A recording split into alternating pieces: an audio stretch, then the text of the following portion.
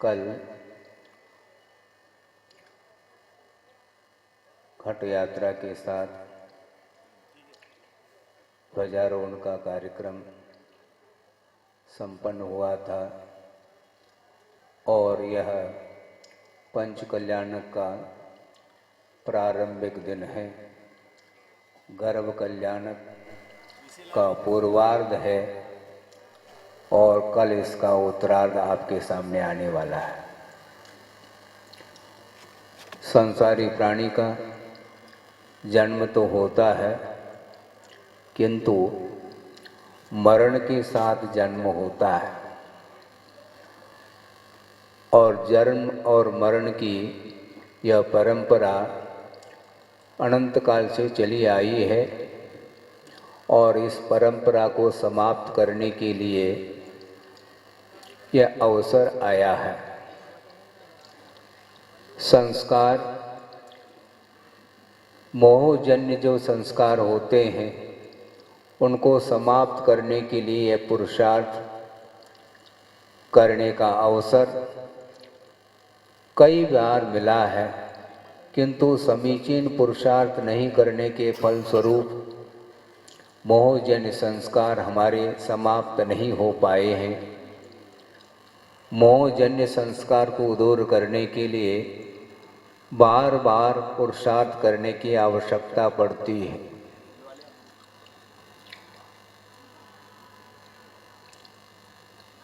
वस्तुतः निमित्त नैमित्तिक संबंध एक ऐसा होता है कि समय समय पर पुनः पुनः वह मोह जागृत होता रहता है। हमने कल भी बात रखी थी प्रातःकालीन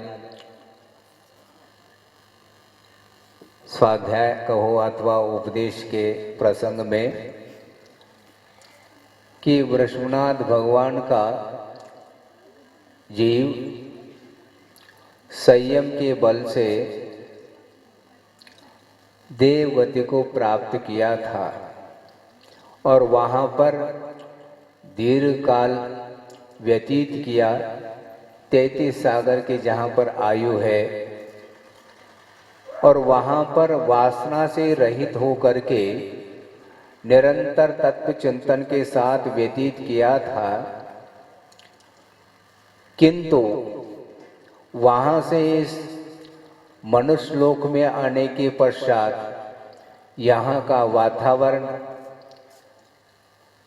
ऐसा बाध्य करता है, लगता है एक क्षण के लिए भी वहाँ पर वासना संबंधी बात मन में तक नहीं आई और यहाँ पर आने के उपरांत 84 लाख पूर्व की जिनकी आयु और उसमें से 83 लाख पूर्व तक उनका जो जीवन व्यतीत हुआ वह मोह से प्रभावित रहा। उनका जीवन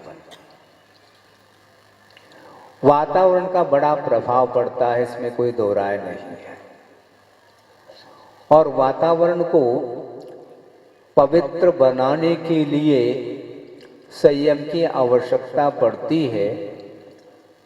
वहाँ पर वासना का अभाव होने के उपरांत भी संयम नहीं है और संयम की आवश्यकता कब पड़ती है? संयम का अर्थ क्या होता है? नियंत्रण का नाम संयम होता है। मन के ऊपर नियंत्रण करने के लिए प्रतिकूल वातावरण में ही उसका नियंत्रण का कार्य होता है। सर्वार्थ सिद्धि में कोई भी प्रतिकूल वातावरण नहीं है, फलस्वरूप वहां पर वेद कर्म का उदय तो है किंतु उसकी उदीर्णा नहीं है और वेद कर्म की उदीर्णा के अभाव में वहां पर रागजन्य भाव व्यक्त रूप से नहीं होते। संज्ञाएं कर्म के उदय से होना अलग वस्तु जैसे समझने के लिए आप यहाँ पर सभा में बैठे हैं। क्रोध, मान, माया, लोभ में से किसी न किसी एक का उदय तो निश्चित रूप से चल रहा है। इसके उपरांत भी अभिव्यक्ति नहीं हो पाती। क्रोध का मान लो उदय चल रहा है, कोई व्यक्ति क्रोध कर रहा है क्या? नहीं कर रहा है। क्यों? उदय होते हुए भी विशिष्ट अनुभाग के साथ जब उदय को प्राप्त हो जाता है वह कषाय, तब जाकर के निमित्त को लेकर के वह कषाय के भाव जागृत होते हैं। उसी प्रकार वहां पर वासना के भाव जागृत होने के लिए कषाय में तीव्रता नहीं है, और जहां पर मंदता है वहां पर संयम की आवश्यकता नहीं पड़ती। देवगति में संयम नहीं, फिर नरगति में संयम हो जाए, वहां पर भी नहीं।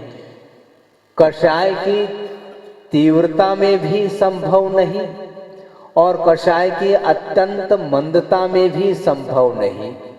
और जहां पर न अत्यंत तीव्रता है न अत्यंत मंदता है, उस क्षण में ही संयम के भाव जागृत होते हैं।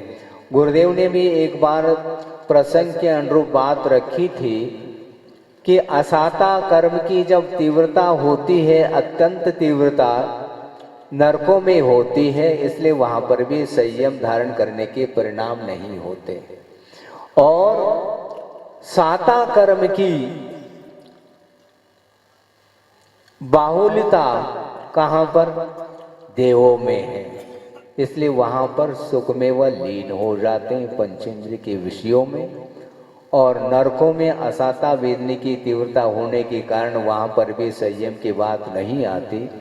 और मनुष्य गति में अथवा अपवाद के रूप में एक तिर्यंज गति है, वहां पर वह अनुवृत्तक अपने शक्ति के अनुरूप अपना विकास कर लेता है। और संयम की अपेक्षा से यह कर्म भूमि का क्षेत्र आप लोगों को प्राप्त है। आर्यखंड में संयम धारण करके अपने मोहजन्य संस्कार को समाप्त करने का यह अवसर मिला है। समय आपका ज्यादा हुआ है। एक छोटा सा प्रसंग आपके सामने रखते हुए 5-7 मिनट में इस विषय को पूर्ण कर लो।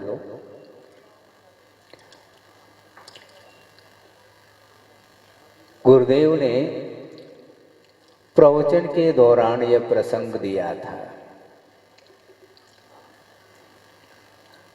कि मोह का संस्कार किस प्रकार रहता है। पर पदार्थों के प्रति जो लगाव है उसको ले करके उन्होंने एक प्रसंग दिया था, और वह प्रसंग उनके जीवन का अनुभव था। उस प्रसंग में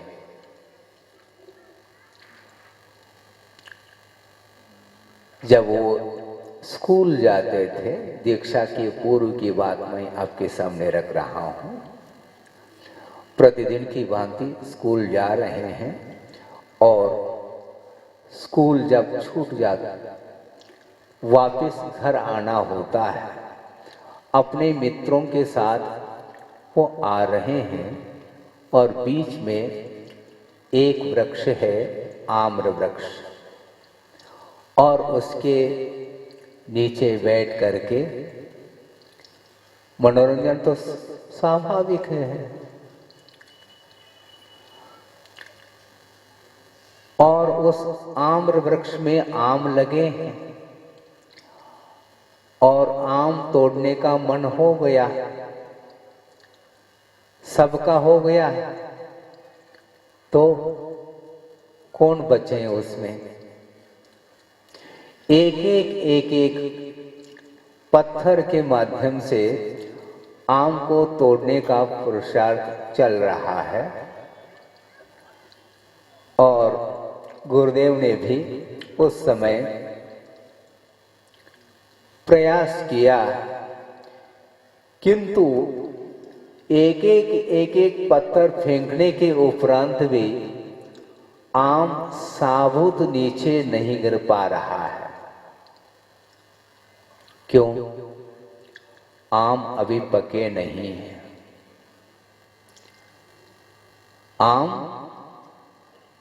पके नहीं और वो कच्चे आम हैं और पत्थर फेंका जाता है तो पूरा का पूरा आम हुआ न टूट करके एक एक कोर जिसको बोलते हैं आप लोग, नीचे आ जाता है।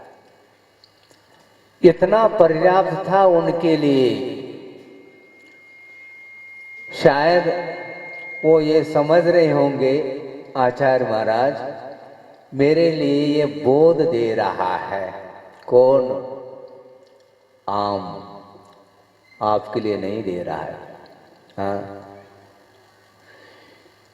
उस डाल के ऊपर आम लगा है और पत्थर फेंकने के उपरांत भी वह टूट टूट करके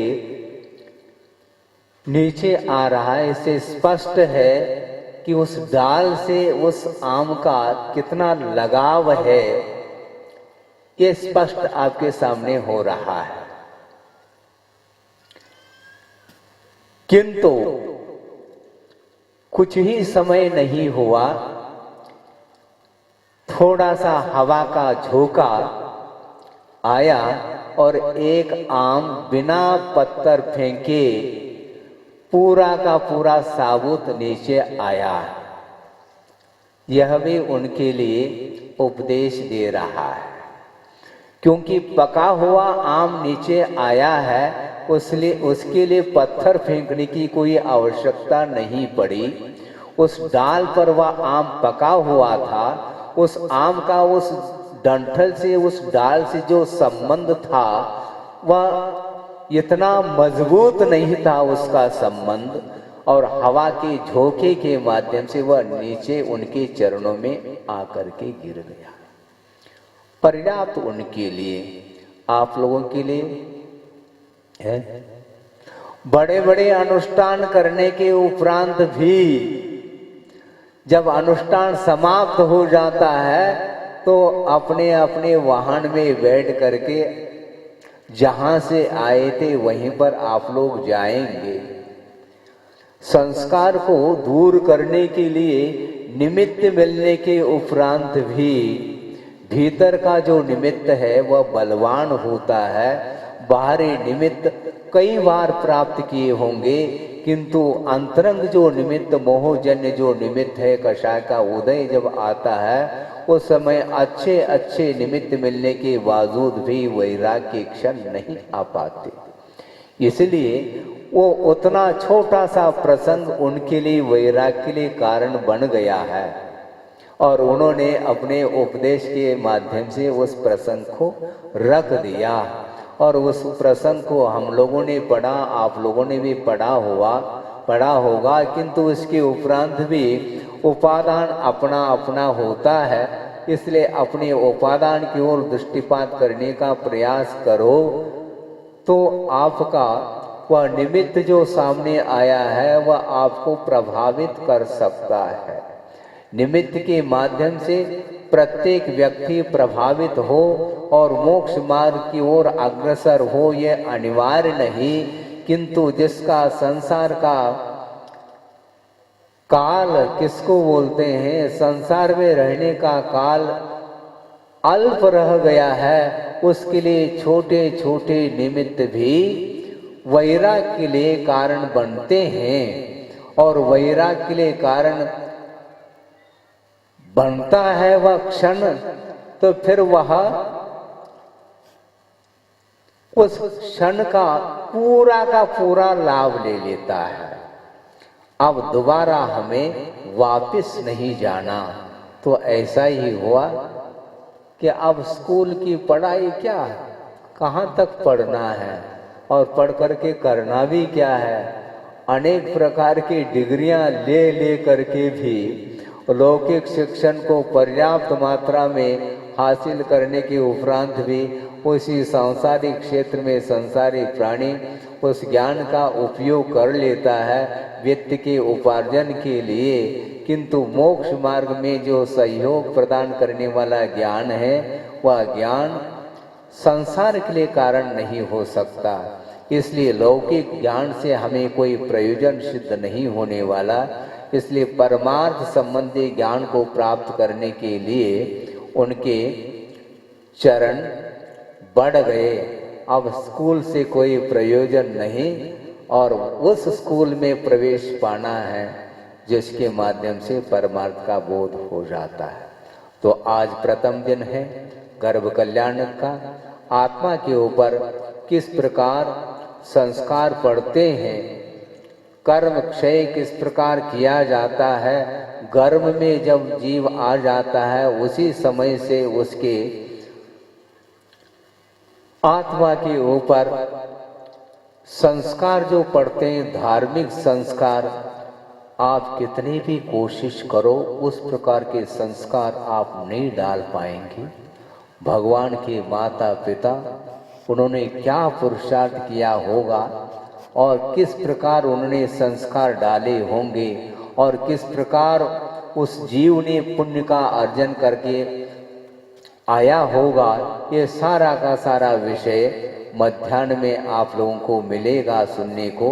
और कल उत्तरार्ध है, उसमें भी सुबह और मध्याह्न में गर्भ कल्याण के विषय में क्रियाओं के साथ और उपदेश के माध्यम से आप लोगों को वह दृष्टि भी देखने को मिलेगा और देशना के माध्यम से आपको वह श्रवण करने के लिए भी अवसर मिलेगा। इतना ही पर्याप्त समझता हूँ कि मोहजन्य संस्कार को समाप्त करने के लिए हमें कटिबद्ध होना है और अपने जीवन को कृतार्थ करना है। इस पवित्र भावना के साथ अहिंसा परमो धर्म की जय। प्रातः स्मरणीय परम पूजाचार्य गुरुवर श्री विद्यासागर जी महाराज की जय।